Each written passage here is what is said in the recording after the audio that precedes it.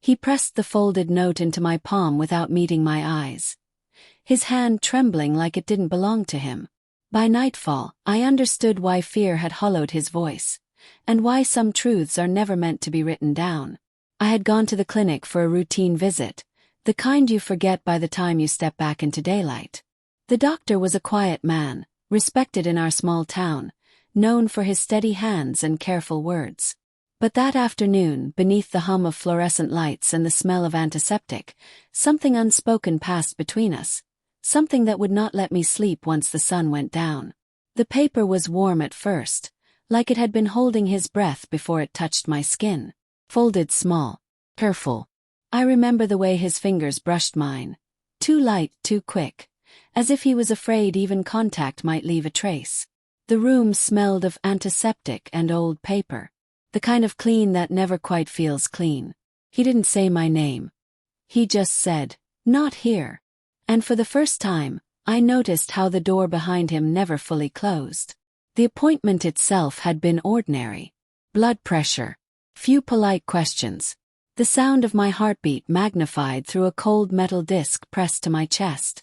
The doctor spoke the way he always did. Steady, practiced, like someone who had learned long ago that calm was part of the job. His white coat hung neatly on his shoulders, pockets heavy with pens and folded papers. Nothing about him suggested urgency or fear.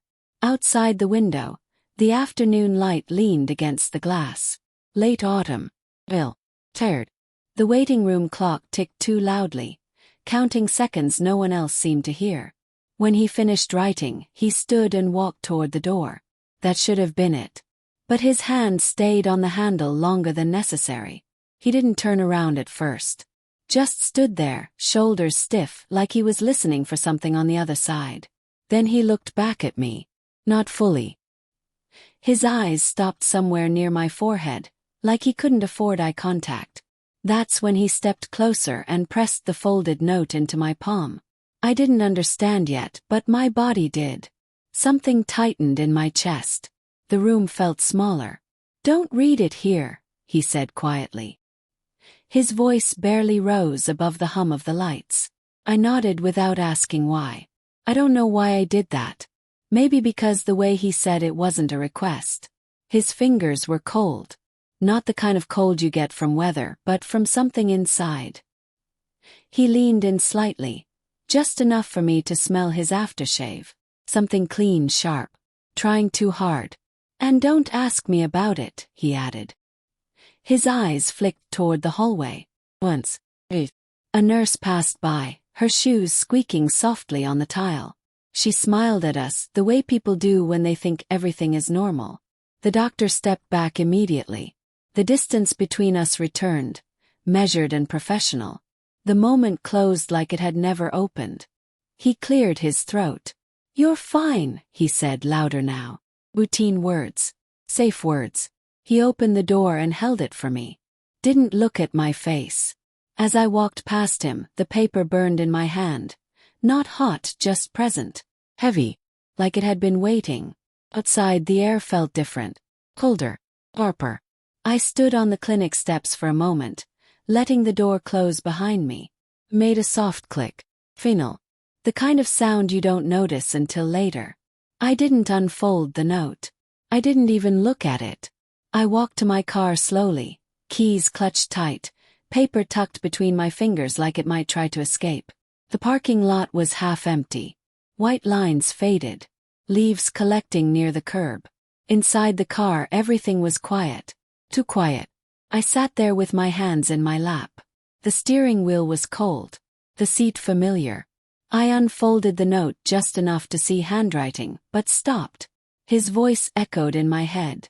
"Not here." So I folded it again. Smaller this time. As if shrinking it might make it less real. I looked up at the clinic windows. They reflected the sky perfectly. Soft blue. Thin clouds drifting like nothing had ever happened inside those walls. Somewhere up there, the doctor was probably already moving on to the next patient. Smiling. Nodding. Listening. Saving lives.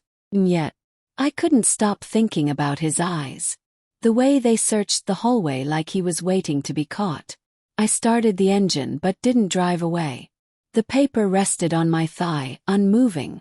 I thought about how many hands he must have held in that room. How many times he had said, "You'll be fine." The sky darkened slightly, clouds thickening their edges. A shadow passed across the clinic windows. I slipped the note into my pocket without reading it.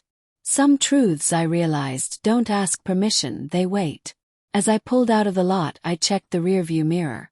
The building stood still. Ordinary. Quiet. But the weight in my pocket stayed with me. And for the first time I wondered, what could frighten a man who knows the inside of the human body better than his own hands? The clinic had always smelled like lemon cleaner and old books. That day it smelled like nothing. Silence sat in the corners, heavy, watching.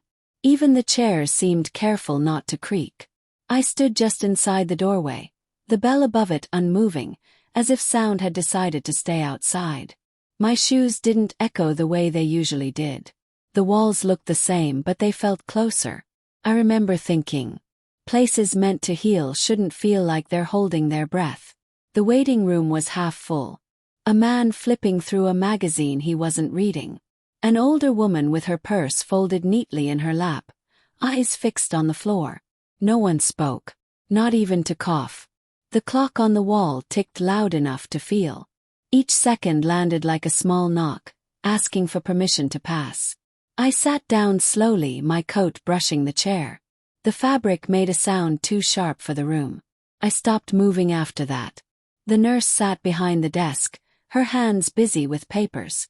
She didn't look up when I approached. Didn't smile. Didn't say my name. Waited. When she finally glanced at me, it was quick, like touching something hot. Her eyes slid away just as fast. "Have a seat," she said, already turning back to her screen. I thought about how many times I'd been here before. How ordinary it always felt. How familiar. But that day, familiarity had gone thin. Like a photograph left too long in the sun. Something had shifted. Not loud. Not obvious. Just enough to make me feel like I didn't belong in a place I knew by heart. The memory of the doctor stayed with me while I waited. The way he had paused at the door. His hand resting there longer than it needed to. I replayed it in pieces. His shoulders. The crease between his brows. The way his mouth opened like he wanted to say something, and didn't. At the time I thought maybe he was tired. Doctors always are. But now, sitting in that quiet, the moment stretched differently. Harper. I noticed the hallway door across the room. Closed. Usually open. Phone rang somewhere in the back. Stopped after one ring.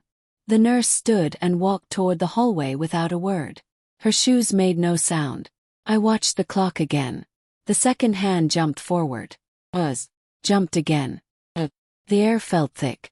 Like humidity before a storm. I thought about the note in my pocket. Unopened. Pressing against my leg every time I shifted. The doctor had looked at that hallway before giving it to me. Not once. Like he was counting something. Or someone. My name was called softly. Too softly. I stood and followed the nurse down the hall. The floor tiles changed color halfway through, like crossing an invisible line. She walked ahead of me, never turning around. Her shoulders tight. Her back straight.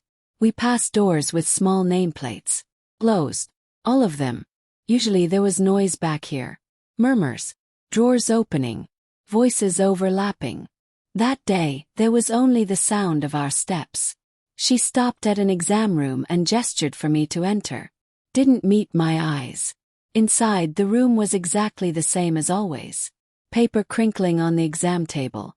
A poster of the human skeleton smiling too much. But the silence followed me in. I sat down and waited. Minutes passed. More than usual. When the doctor finally entered, he smiled. But not with his eyes. He asked routine questions. Listened to my chest. Wrote notes. And all the while, his gaze drifted to the door. Again. And again. That was when I realized. He wasn't deciding what to tell me. He was deciding whether to. When I left the clinic that day, I didn't rush. Each step away from the building felt deliberate. Measured. The silence followed me outside, thinning only when traffic noise finally broke it. I looked back once. The windows reflected the sky, calm and distant. Nothing moved behind them. In my pocket, the note pressed gently against my leg. Reminder. Question folded small. I understood then that whatever had changed inside that clinic hadn't started with me. And it wouldn't end with me either. As I crossed the parking lot, the quiet finally let go. But the memory stayed. And somewhere behind those walls, something was still waiting to be heard. The house was quiet when I came in. Not the comforting kind. The kind that waits. My keys landed in the bowl by the door with a sound that felt too loud. I stood there longer than necessary, coat still on, the note pressing against my thigh like it had followed me home on purpose. The clock in the kitchen blinked the wrong time. I didn't fix it. I could feel the paper before I touched it again. Folded small. Careful. Some things don't ask to be opened. They just wait for your hands to stop shaking. I set my bag down and walked through the living room without turning on the lights. Late afternoon filtered in through the curtains, thin and pale, laying long shadows across the floor. The couch looked the same as it always did. The lamp. The framed photo on the shelf. Me from years ago, smiling at something I couldn't remember anymore. Normal things. Anchors. I sat at the small table near the window, the one with the loose leg that wobbled if you leaned too hard. I placed the note in front of me like it might move on its own. For a moment I didn't touch it. I listened instead. The refrigerator hummed. Car passed outside. Somewhere down the block, a dog barked once, then stopped. I thought about the doctor's voice. Low. Controlled. Don't read it here.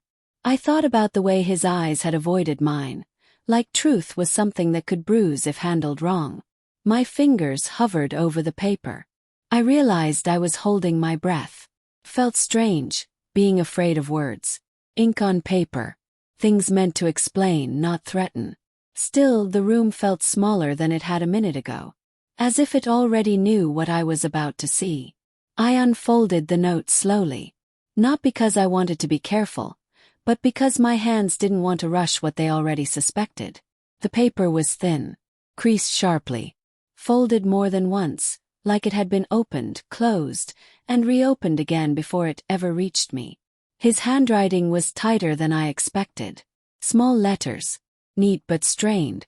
Every word looked like it had been placed there after an argument. Not with someone else. With himself. I read the first line. Then the second. Do not come back. No greeting. No explanation. Just instruction. I read it again, slower this time. As if reading carefully might soften it. He warned me not to ask questions. Not to mention the note. Not to speak of what I might learn. Might learn. That part stayed with me. I traced one letter with my thumb, feeling the slight ridge of ink. Pressing harder than necessary. Halfway down the page, a name appeared. Written more firmly than the rest. I didn't recognize it. Below it a date. Plain. Unremarkable. I stared at it longer than I should have. Waiting for meaning to arrive on its own. Didn't. Not yet. I leaned back in the chair, the wood creaking softly beneath me. The sound felt like the house reacting. The note rested open on the table. S'pose now. I read it again. Then again. There were no dramatic words. No confessions. No stories. Just warnings. Boundaries drawn in ink. That's when it struck me. Not all fear looks like panic. Some fear is careful. Measured. This wasn't a man afraid of being wrong. This was a man afraid of being heard. I pictured him writing it. Alone. Late maybe. The clinic quiet. Lights dimmed.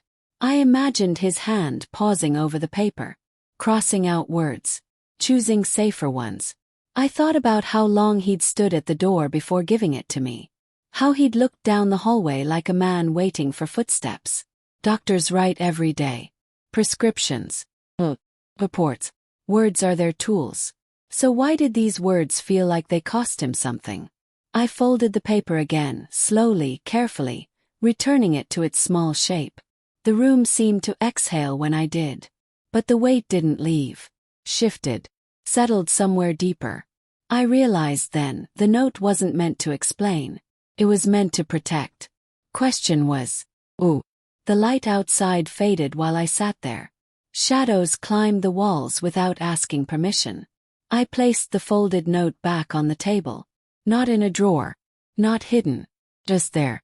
Between me and the rest of the room. The name replayed in my mind. The date followed it like a quiet echo. I didn't look them up. Not yet. Some truths need time to settle before they're disturbed. I stood and turned on the lamp. Warm light filled the space, but it didn't chase everything away. As night pressed against the windows, I understood something simple and unsettling. That doctor hadn't been afraid of what he'd written. He'd been afraid of what would happen once someone read it. The name stayed with me while the water boiled, hovered in the steam, sat quietly on the counter like an extra place setting. I said it once under my breath, just to hear how it sounded in my kitchen.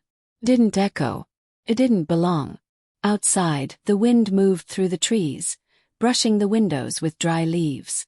A soft, restless sound, like someone trying to speak without being heard. I stirred the pot even after the heat was off. Some habits don't know when to stop. And some names don't leave when you ask them to. Dinner was simple. Something warm. Something I didn't have to think about. I ate standing up at the counter, the plate cooling faster than I expected. The house felt larger at night. Rooms stretching away from each other. The note sat folded near the sink. I hadn't moved it since unfolding it earlier. It felt like touching it again would change something I wasn't ready to change yet. I tried watching the news. Muted it halfway through. Faces moving without sound made more sense somehow. The name drifted back in. Not loud. Persistent. I thought about where names usually live. On mailboxes. On classroom lists. On birthday cards written with the wrong spelling but good intentions. This one felt different. Like it had been written to be forgotten. I carried my plate to the sink and stood there longer than necessary, watching the water run. The clock in the other room ticked softly. Time doing what it always does. I wondered how many people had known that name once. How many had stopped saying it out loud. When I finally dried my hands, I knew I wasn't going to sleep without looking it up. Some curiosities aren't loud. They just wait. I opened my laptop at the small table near the window. The screen glowed too bright in the darkroom. I typed the name slowly, carefully. The search results loaded in silence. Nothing familiar. Few unrelated mentions. A social media profile from another state. Someone younger. Not the right one. I added the town name. Then the date from the note. The results thinned. Then scattered. One mention. A scanned document from years ago. Blurry. Incomplete. Clicked it. Town council record. Meeting minutes. The name appeared once, misspelled. Buried in a paragraph about zoning changes and property transfers. No explanation. No context. I searched again. Different spelling. Different year. This time nothing. It felt less like failing to find something and more like watching it be taken away. Like the internet itself was shrugging. I leaned back in my chair and listened to the wind outside. Branches scraping gently against one another. Whispers. I imagined the name drifting through old offices. Filing cabinets. Boxes moved from one basement to another. I wondered who had decided it didn't need to stay. I pulled out the old town records I'd kept from my volunteer days at the Historical Society. Dust rose when I opened the box. The smell of paper and time. These were the things that never made it online. Handwritten logs. Faded copies. Margins filled with notes that only made sense to the person who wrote them. I flipped through them slowly. Respectfully. The name appeared again. Just once. A hospital admission ledger. Year matching the date on the note. No diagnosis listed. Just an admission. Then nothing. No discharge. No transfer. The line stopped mid-page like someone had closed the book too soon.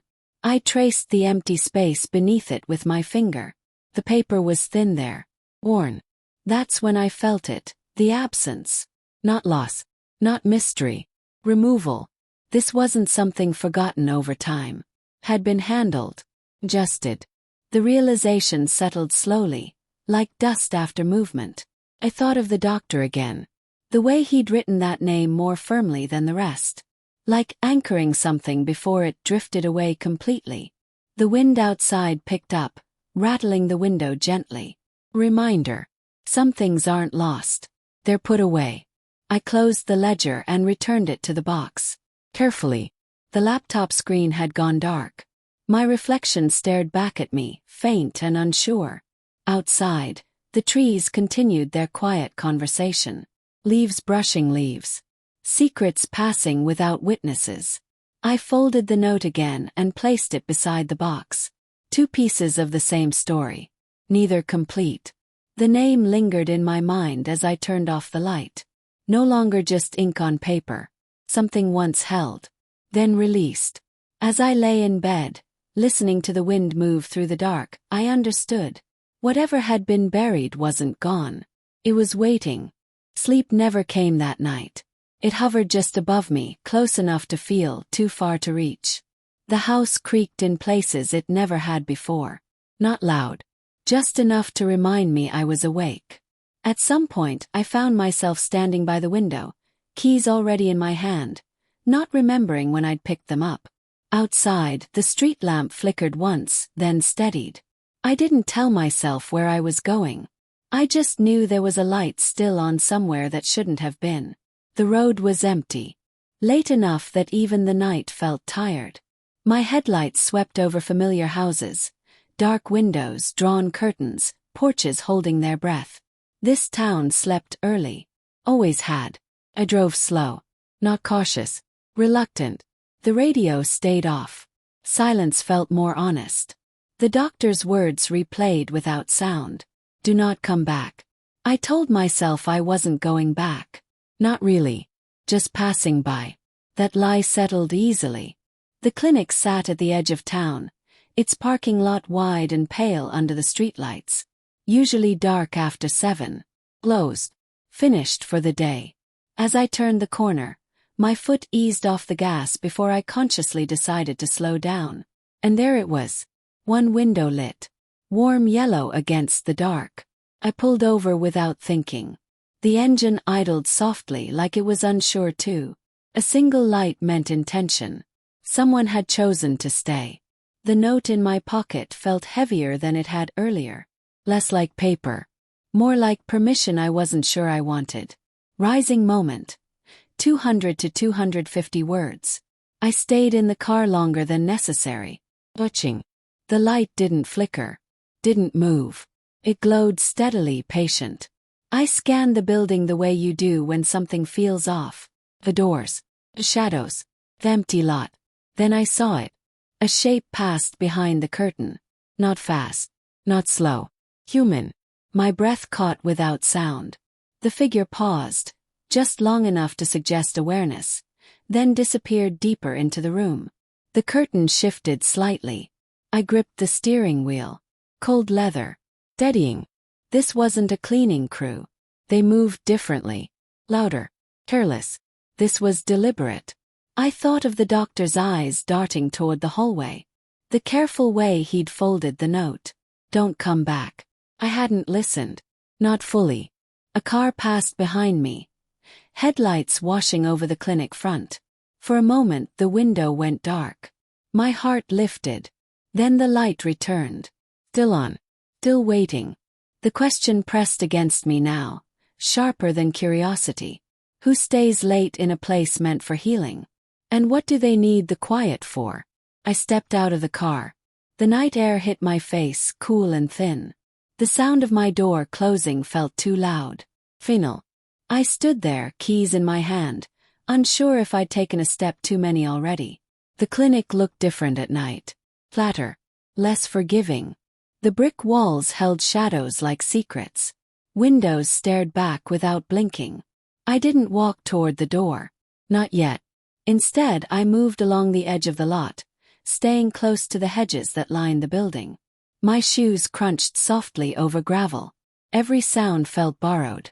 The lighted window was closer now. I could see the edge of a desk. Chair.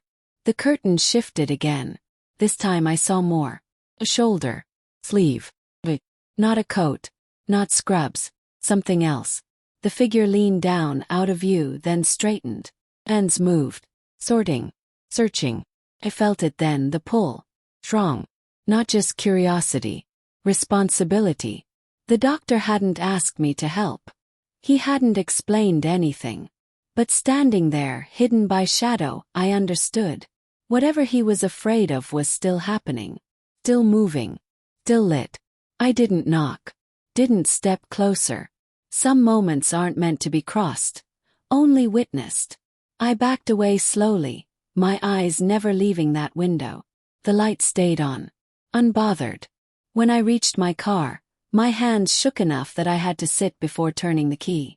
As I drove away, I checked the mirror. The clinic grew smaller. The light dimmed with distance, but didn't disappear. It followed me in memory, a quiet ember against the dark. That night, I didn't wonder if the doctor had been right to be afraid.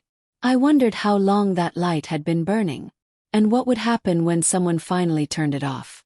Her porch light was already on when I reached the gate. Yellow. The kind of light meant to welcome, not question. I stood there a moment, listening to the hum of insects and the low murmur of a television somewhere inside. The screen flashed blue through the curtains, changing the shape of the room every few seconds. I hadn't planned to come. But the questions followed me here, settling in my chest like they knew the address. Some truths don't live online. They live in people who have learned how to whisper. She answered the door slowly, leaning just enough on the frame to tell me her knees remembered more winters than they used to. Her hair was pinned back neat. Her cardigan smelled faintly of mothballs and soap. She smiled when she saw me. Polite smile. Measured. I thought I heard someone, she said. Inside, her house was warm. Overfull with furniture that had stories built into the arms and cushions. A clock ticked on the wall, steady and confident. We sat at her small dining table. She poured tea without asking how I took it. Some habits stay sharp even when memory softens. I wrapped my hands around the cup, letting the heat travel up my wrists. Outside, the wind nudged the windows gently. We spoke about ordinary things first. The weather. The way the town had changed. Who'd moved. Who hadn't. She nodded at the right places. Smiled where expected. Then the silence stretched. Not awkward. Intentional. I said his name quietly. Her spoon paused mid-stir. Didn't clink. Didn't drop. She didn't look at me. I haven't heard that name in a while, she said finally. Her voice was softer now. Lower.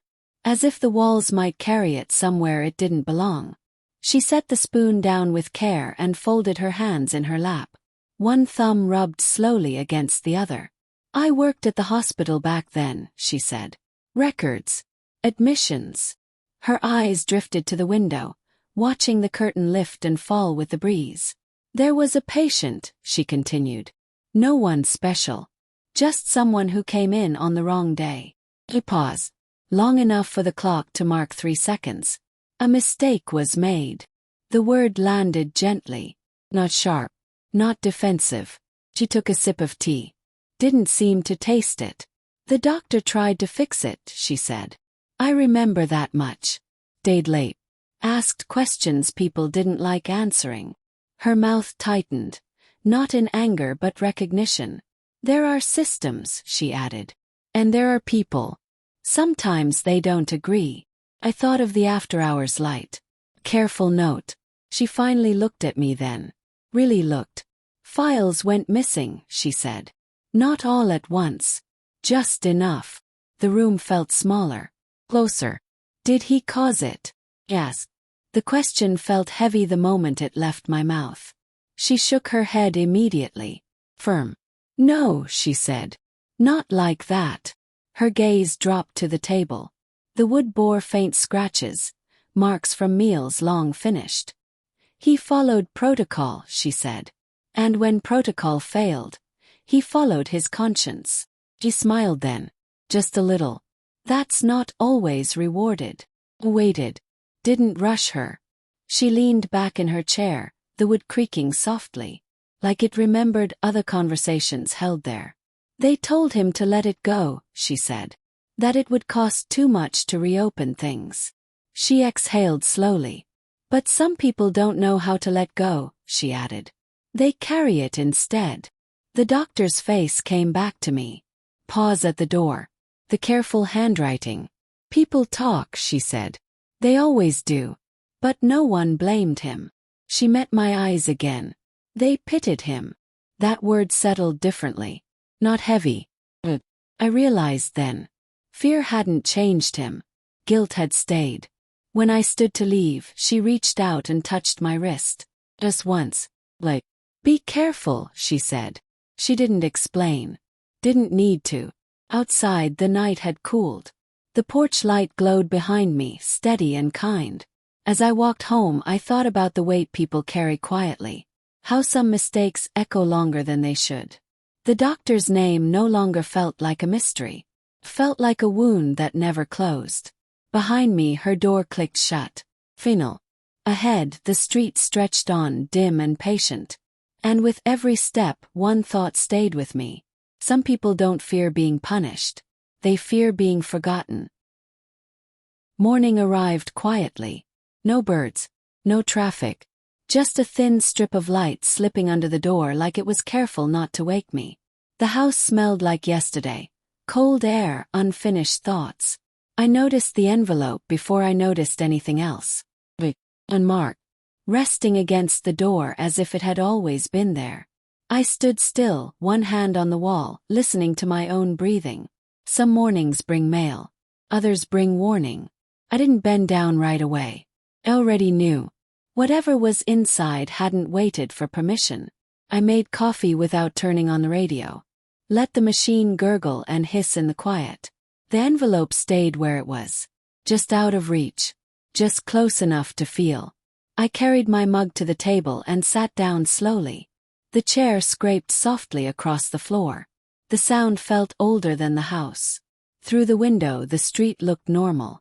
A man walking his dog. Car idling too long at the corner. Life moving the way it always does. Unaware. I thought about the night before. The after-hours light. The figure behind the curtain. I told myself it was coincidence.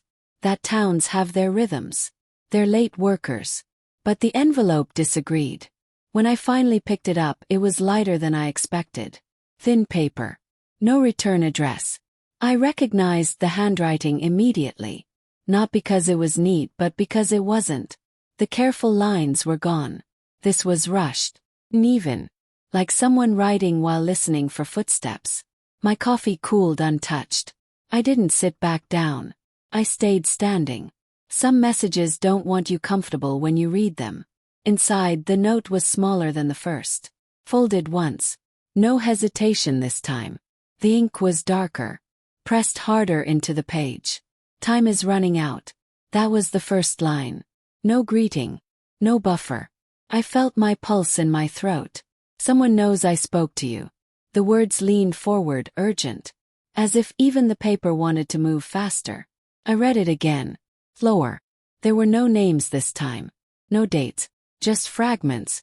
Warnings. Do not trust the quiet. That line sat heavier than the others. I didn't understand it, but I felt it. The writing slanted toward the end. Letters losing their shape. The last sentence was barely legible. They asked. The pen had slipped there. Ink smeared across the page, dragging the thought with it. The sentence never finished. I stood there holding the note like it might finish itself if I waited long enough. My chest tightened. This wasn't caution anymore. This was fear breaking through the surface. And suddenly, the house didn't feel empty. Felt observed. I moved to the window and pulled the curtain back just enough to look out. Nothing had changed. The dog walker was gone. The idling car too. Still I stayed there. Watching. I thought of the doctor writing this. No time to choose words. No time to soften them. I pictured him standing somewhere unfamiliar. Not his office. Not the clinic. Somewhere without comfort. My phone buzzed on the table. Flinched. It was a notification I didn't need. An update. Reminder. I turned it face down anyway. The realization came quietly, not as panic, as clarity. The first note had been about truth. This one was about consequence. He wasn't protecting himself anymore. He was protecting me. That understanding settled in my chest, heavy and unwelcome. I read the last line again. The smeared ink. The broken thought. They ask. Ask what? Ask who? The silence after the dash felt louder than any answer. I folded the note carefully, smoothing the crease like it might calm something. My hands were steady now. Fear had shifted. Focused. Whatever was happening wasn't finished. It had moved. And somehow, had found my door. I placed both notes side by side on the table. The first careful. The second rushed. Two versions of the same voice. One measured. One breaking. Outside, the wind stirred again, pushing dry leaves along the sidewalk. They scraped softly like someone pacing. I locked the door, then checked it twice. Not because I expected someone to come, but because something already had. As I turned away from the table, my eyes caught the envelope one last time. Plain. Tea now. The warning had arrived. And standing there in the quiet morning light, I understood. Whatever the doctor was afraid of wasn't watching from the shadows anymore. It was paying attention. The clinic doors opened with a soft resistance, like they remembered every hand that had pushed them before mine. Inside, the air was cool and smelled faintly of disinfectant and old paper. A clock ticked somewhere I couldn't see. Not loud, just persistent. People sat in chairs along the wall, holding their purses, their knees, their patience. No one looked at anyone else. I stepped inside and let the door close behind me. The sound felt final. I told myself I was just another body in line. Another name waiting to be called. But the floor creaked beneath my feet. And I had the strange feeling it knew why I was there. I took a seat near the end of the row. Plastic chair. Cold even through my coat. Across from me, a woman thumbed through an old magazine without turning the pages. A man stared at the wall as if it might answer him. The receptionist typed slowly. Every keystroke landed like punctuation. I folded my hands in my lap and waited. Waiting had always been something I was good at. The note was tucked deep in my bag. Not hidden but not visible either. Like a thought you don't say out loud. I watched the hallway doors open and close. Nurses passed through with clipboards held tight to their chests. Their shoes squeaked softly on the floor. This place had a rhythm. Measured. Careful. And beneath it, something older lingered. A weight you couldn't disinfect away. I remembered the neighbor's voice lowering. The way she glanced at the walls before speaking. File that vanished. I shifted in my seat. The clock ticked again. I wasn't here for answers yet. Not officially. I was here to see if the past still left its fingerprints. And whether they would recognize mine. My name wasn't called. Not once. After a while, the waiting room thinned. The magazine woman left. The man at the wall followed. I stood slowly, as if I had permission. No one stopped me. The hallway stretched longer than I remembered. Lights hummed overhead. Too bright. I walked with purpose I didn't feel. Past exam rooms. Past doors half closed. Then I saw it. A narrow door at the far end. Slightly ajar. Inside. Shelves. Boxes. Folders stacked like they'd been waiting to be remembered. The filing room. I hesitated at the threshold. The air in there was different. Dry. Ill. Dust coated the metal handles. The kind that doesn't settle overnight. I stepped inside and the door whispered shut behind me. Rows of files stared back. Lives reduced to labels. My fingers hovered before touching anything. I could hear my heartbeat now.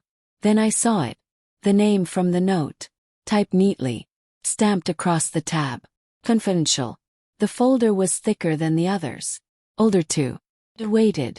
So did I. Pulled the file free. Dust lifted into the light, dancing briefly before settling again.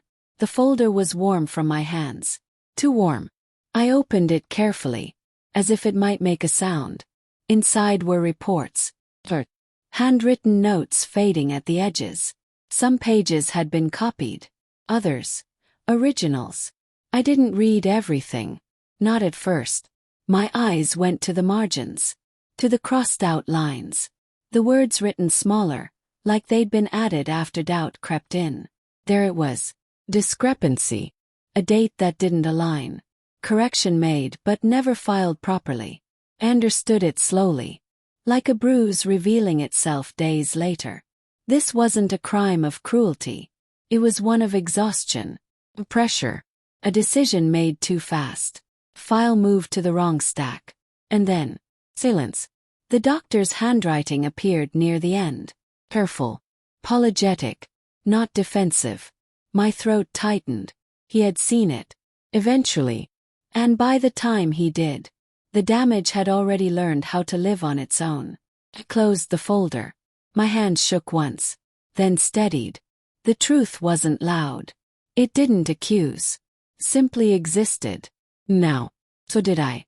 I slid the file back into place, aligning it with the others. Just another spine on a crowded shelf. Outside the room, footsteps passed. Voices murmured. Life continued uninterrupted. I stepped into the hallway and let the door close behind me.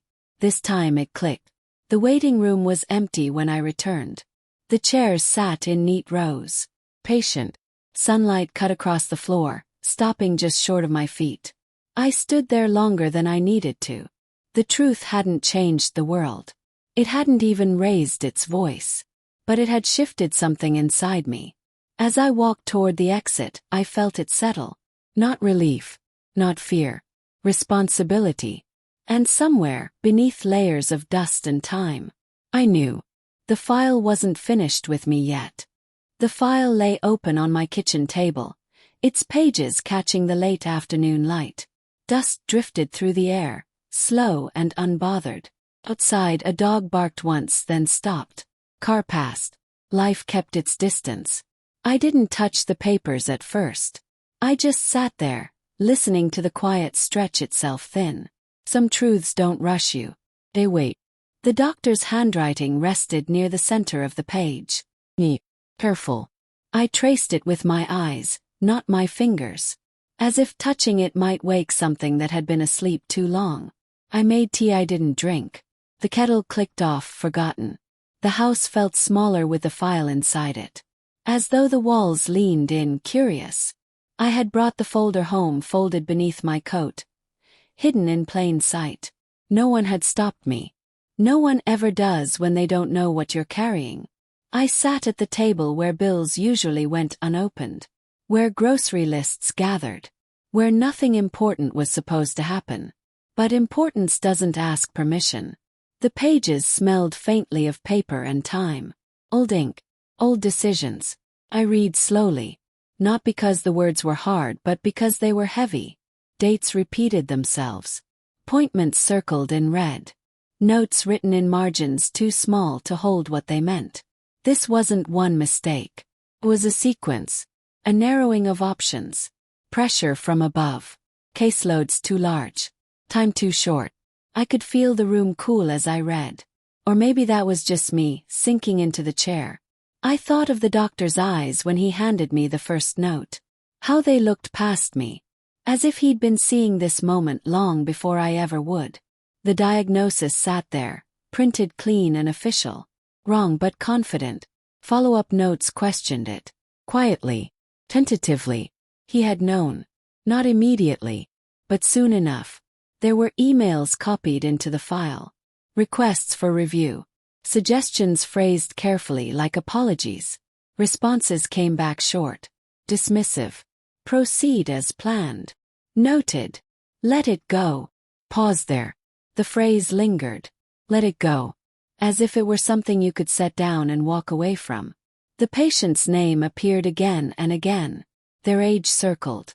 Too young for the spiral that followed. Treatment began. Then complications. The handwriting shifted. Less steady. He tried to intervene. Requested a second assessment. Denied. A supervisor's note sat clipped to the page. Firm. Final. The margins filled with attempts at caution. with words like concerned and monitor closely. But the course stayed unchanged. I could see it unfolding, not like a dramatic fall but like a slow slide. One appointment missed, then another. Job lost, a marriage strained thin. The file didn't say those things outright. But it didn't have to. Absence has its own handwriting. Near the end the tone changed. Less clinical, more human. A final note from the doctor. Not part of the official record. Just attached. He had written it by hand. "I am sorry," it began. No diagnosis. No explanation. Just that. He documented his attempt to reach the patient. Calls unanswered. Letters returned. The system had moved on. The chart had closed. But he hadn't. There was a warning recorded shortly after. A conversation he hadn't asked for. He was reminded of protocol, of hierarchy, of consequences. He was advised, kindly, to stop pursuing what could not be changed. To protect himself. I leaned back in my chair then. The wood creaked under my weight. Fear settled into the room. Not mine. I saw it clearly now. Fear wasn't just what kept him silent. It was what kept him awake. Every patient after that one carried the echo. Every decision double-checked. Fear as penance. Fear as armor. I wondered which it had been for him. Punishment. Or the only thing standing between him and another quiet ruin. I closed the file and tied the string again. Tighter this time. The sun had moved while I read. Light now stretched long across the floor, catching the legs of the table. I carried the folder to the window and stood there, watching dust drift, watching nothing change. Some mistakes don't end. They just find new places to live. I thought of the doctor alone in his office after hours. The light on. The curtains half drawn. Trying to fix what couldn't be fixed. Only remembered. As I set the file down, a thought stayed with me. Quiet. Unanswered. If fear had been his shield, what would happen when it finally cracked? The clinic looked different at night. Smaller. Like it was holding its breath. The parking lot lights hummed softly, casting long, uneven shadows across the pavement. My footsteps sounded louder than they should have. Somewhere behind the building, a door creaked, then went still. I stopped walking and listened. To the wind moving through the weeds. To my own breathing, shallow and careful. This was the place he had chosen. Not inside. Not where walls could remember. In the dark, truths feel heavier. But they also feel closer. I wrapped my coat tighter and waited, wondering if fear would arrive before he did. I hadn't told anyone where I was going. Not because I was hiding, but because I didn't know how to explain it. Some meetings don't sound real until they happen. The night air smelled like damp concrete and old leaves. A storm had passed earlier, leaving the ground dark and reflective. I leaned against the brick wall behind the clinic. It was cold, unforgiving.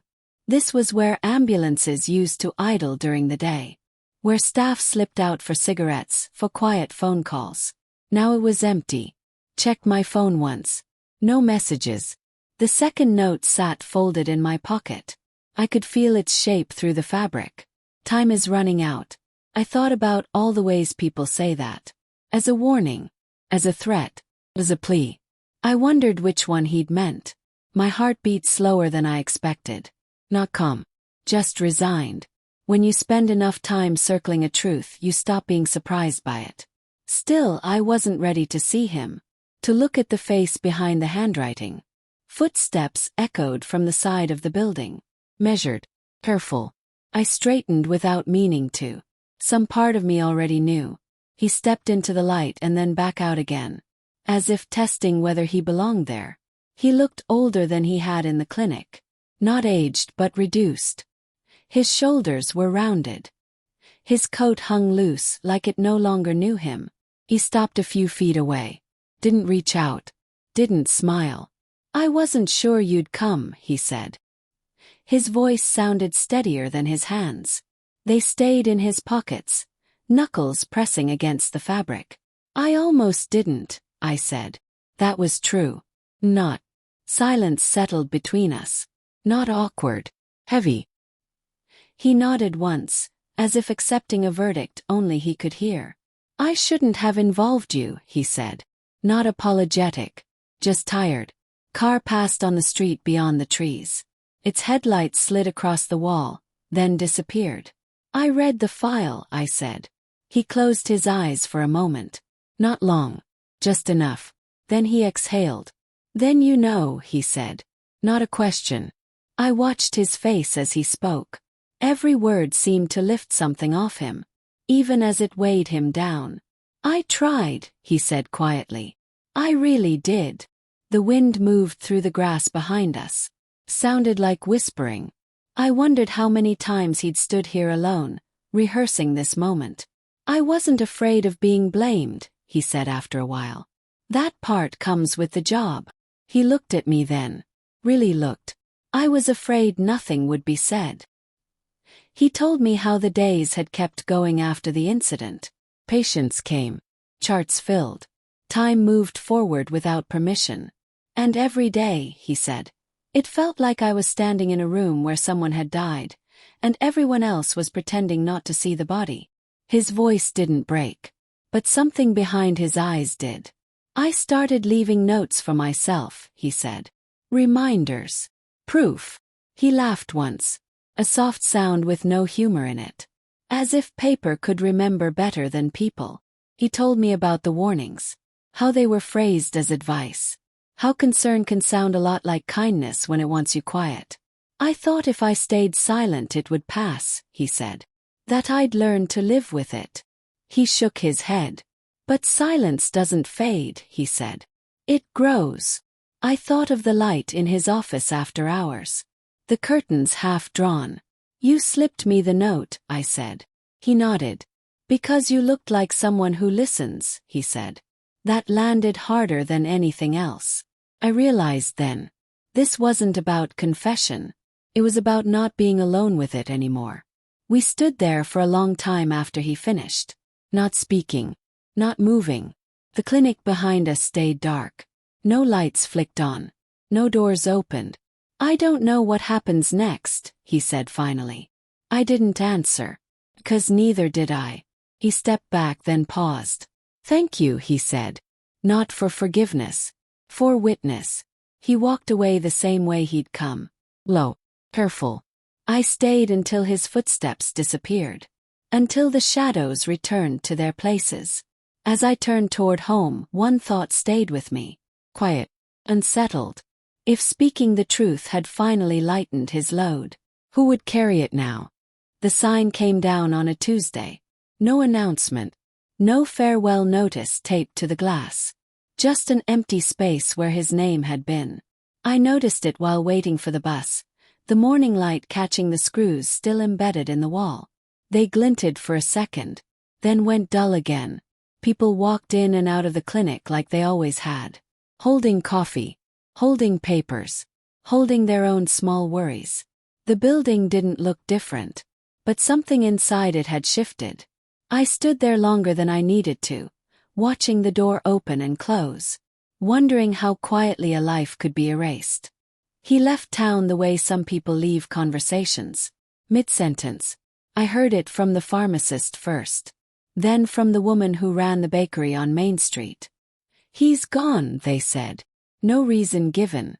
His office window was dark now. The blinds half raised, as if someone had meant to come back and forgotten. A new doctor's name appeared on the directory within days. Printed cleanly. Aligned perfectly. The clinic found its rhythm again. Phones ringing. Shoes squeaking on tile. The waiting room clock ticking too loud. Life resumed without ceremony. At home, the notes stayed in the drawer beneath my folded sweaters. Between old receipts and a photo I'd meant to frame. I checked them sometimes. Not to reread. Just to make sure they were still there. Paper has a way of grounding things. Of making memory feel official. I thought about telling someone. About handing the truth to the right authority and stepping back. But truth isn't always a door you can simply open. Sometimes it's a room you step into alone, and can't leave without changing. I waited for a sign. Feeling. something that would tell me what to do. Nothing came.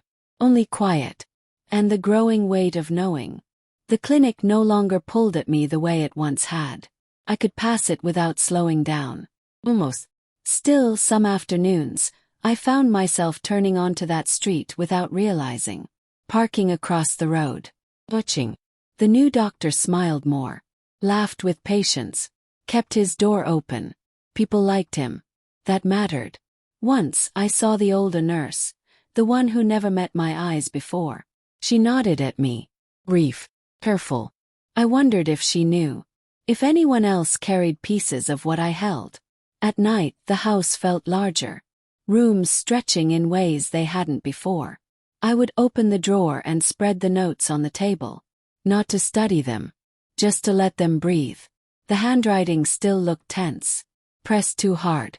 Like each word had fought its way onto the page. I imagined him packing. Deciding what to take. What to leave behind. I wondered if he'd hesitated before leaving town. If he'd looked back once. The file.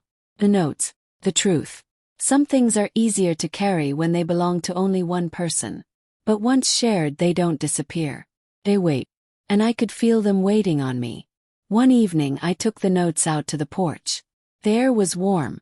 Cicadas humming like static in the trees. I read them slowly. Not as evidence. As confession.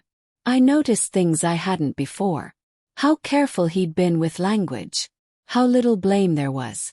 Only responsibility. He never asked me to act. Never told me what should happen next. That, I realized, was the point. He hadn't been trying to escape consequences. He'd been trying to break silence. There's a difference. I thought of the patient in the file. The way their life bent after that day. Not shattered. Just permanently off-center.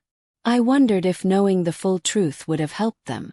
Or if it would have simply added another weight to carry. Some truths demand to be spoken. Others don't ask. They wait to see what kind of person you are. I folded the notes again. Carefully. I understood then that holding them didn't make me powerful. It made me responsible. And responsibility doesn't come with clear instructions. Comes with quiet choices. I wasn't afraid of what the truth might do to others. I was afraid of what it had already done to him. And what it might still be doing. The drawer closed softly. No echo. Outside, the streetlights flickered on one by one. Ordinary. Reliable. Somewhere beyond town limits, he was starting over. Or trying to. I pictured him in a smaller place. Quieter one. Introducing himself without history attached. Maybe fear loosened its grip when he finally spoke. Or maybe it learned how to travel lighter. I'll never know. What I know is this. Some stories don't end with answers. They end with someone willing to remember. The notes remain where they are. Waiting. And some nights, when the house goes still, I can almost hear the truth breathing. Not asking to be freed. Just refusing to disappear. If you enjoy this story, like, share, and subscribe.